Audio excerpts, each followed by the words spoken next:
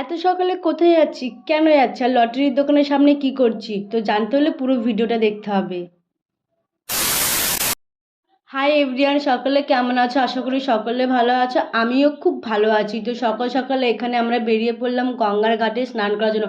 আজকে মহাকুম্ভের লাস্ট স্নান।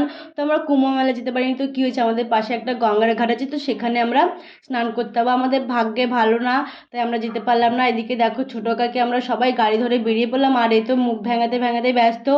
আর সকাল সকাল খুব সুন্দর লাগছিলো ওদেরটা। আর এখানে কিছু স্ট্যাচু ছিল, ভাবলাম তোমাদের সাথে কিছু শেয়ার করি। তো গল্প করতে করতে প্রায় আমরা ঘাটে চলে এসেছি। আর আজকে মহাশিবরাত্রি, তো সবাইকে আমার তরফ থেকে মহাশিবরাত্রির শুভেচ্ছা। সবাই যেন খুব ভালো কাটুক। তো এখানে দেখতে দেখতে দিদিরা স্নান করতে চলে গেছে, আমি আর আমার বোন আমরা দাঁড়িয়েছিলাম, যেহেতু আমাদের কাছে ব্যাগ ছিল।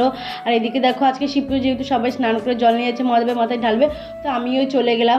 খুব ভালো লাগছিলো আজকে, মন থেকে একটা আলাদাই শান্তি লাগছিলো। তারপরে সবাই মিলে একটা ফটো তুললাম, গ্রুপ ফটো। তো এখন আমরা বাড়ি চলে যাবো। তার এখানে দেখতে পাচ্ছ সবাই এখন শিবের মাথায় জল আনার জন্য সবাই ঘট ভর্তি করতে এসে।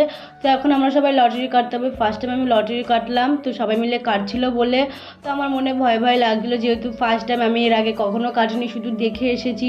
তো আমার যেটা আমার মনে হয়েছে আমি সেটা নিয়েই চলে এসেছি। আমি যে মেয়ে রাস্তায় 1 টাকা পাই না, সে আবার টাকা পাবে, তার নেই ঠিক। তো আমরা বাড়ি সবাই চলে আসলাম। তো ভিডিওটা আমার এই পর্যন্ত, আর কার কেমন লাগলো সবাই কমেন্ট করে জানিও। আর তোমরা সবাই ভালো থেকো, সুস্থ থেকো, বাই।